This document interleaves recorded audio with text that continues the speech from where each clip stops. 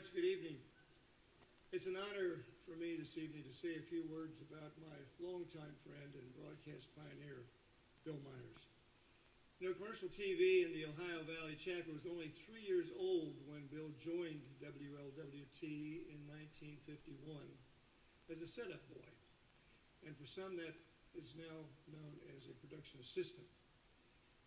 We first worked together in the late 60s when I was executive producer of the Bob Braun Show. Now, by that time, Bill had been established for a decade as WLWT's staff announcer. And that's another term that may need a little explanation in order to understand what he did.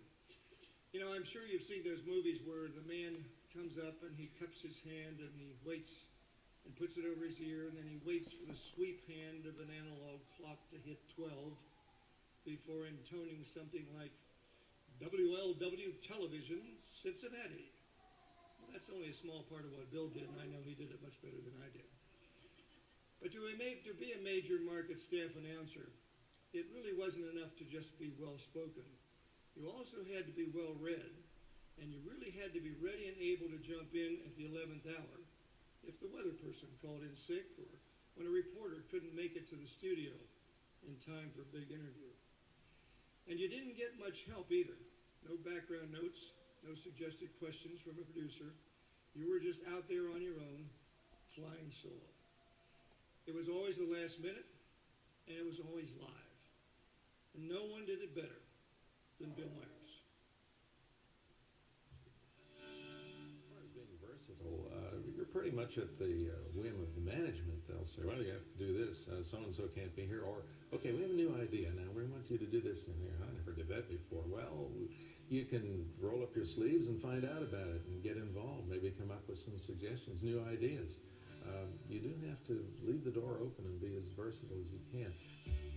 When you're speaking to someone and interviewing them, you really do have to listen to what they're saying. And in many cases, if you are careful, you can actually speak on behalf of the viewer so that you ask the questions they were thinking of. And listening to it, the conversation can go in several directions as a result, not just the prepared list of things that you might want to talk about. So often, they'll be heading for a point, and you'll say, oh yeah, what was about that? Then they never get back to the point that they were intending to make, and I think that's a loss there. You've got to let it play out, and then react. Knowing as much as you can about as many subjects, and this is just another way of saying it, you never can learn too much, and that's to your benefit. It's something you can't learn in a classroom. It's just a matter of living. The longer you live, the finer tuned are your skills. So we're a very, very fortunate group of people to be on the inside and to work with talented people who are fun-loving and still they get paid for it. Not really well, but you get it. So yeah, it's marvelous. Please welcome Gold Circle honoree Bill Myers.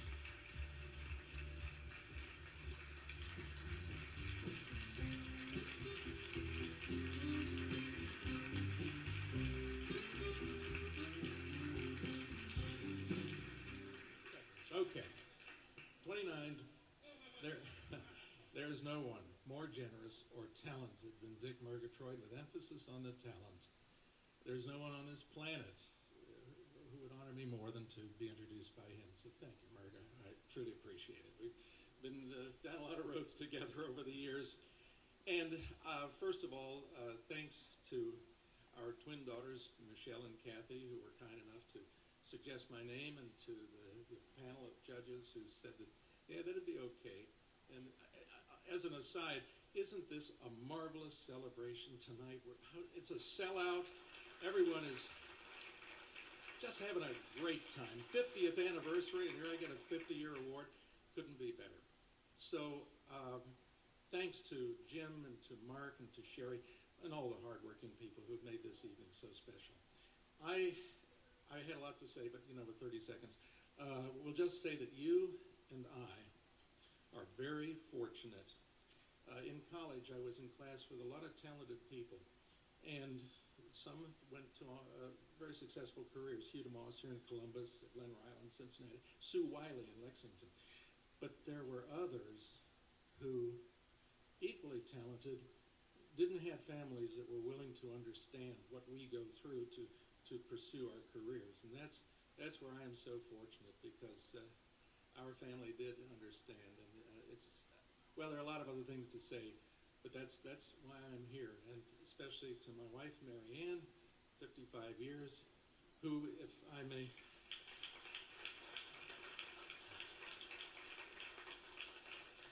borrow an expression, truly is the wind beneath my wings.